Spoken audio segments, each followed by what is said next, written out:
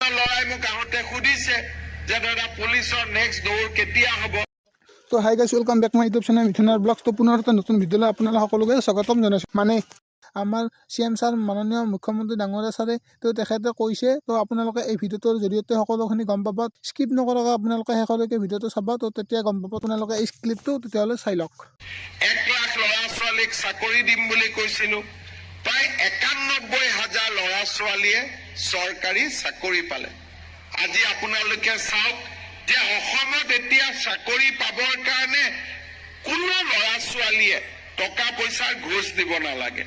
এতিয়া মই গাড়ী দি আহি থাকোঁতে যিমান ল'ৰা ছোৱালী মই পাইছোঁ চবকে কৈছোঁ, এই বাবাহঁত ভাল কৰি পঢ়িবি দেই।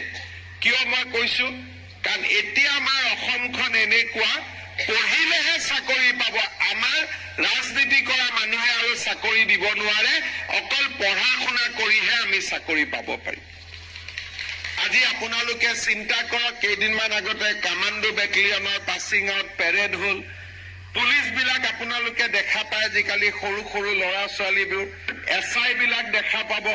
গভৰ্ণমেণ্ট অফিচত গ'লে নতুন সৰু সৰু ল'ৰাবিলাকক আপোনালোকে কৰ্মচাৰী হিচাপে দেখা পাব।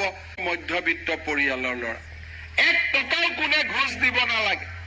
আজি মই গৌৰৱ কৰিব পাৰোঁ, ভাৰতৰ ভিতৰতে অসম এনেকুৱা এখন ৰাজ্য য'ত চৰকাৰী চাকৰি ল'বলৈ কোনেও এটকাও কাকো ঘোষ দিব নালাগে। আপোনাৰ ল'ৰাই মোক আহোঁতে সুধিছে যে দাদা পুলিচৰ নেক্সট দৌৰ কেতিয়া হ'ব।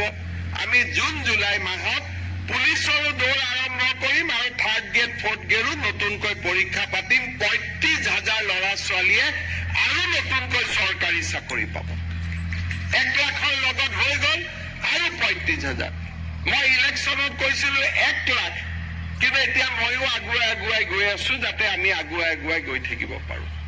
তো বন্ধু বান্ধৱীসকল, আপোনালোকে গম পালে যে অসম পুলিচৰ ফালৰ পৰা যি 5,563টা পদৰ যি অনলাইন হৈ গৈছে, তো তাৰে মানে ইণ্টাৰভিউ হ'ব জুন জুলাই মাহতো।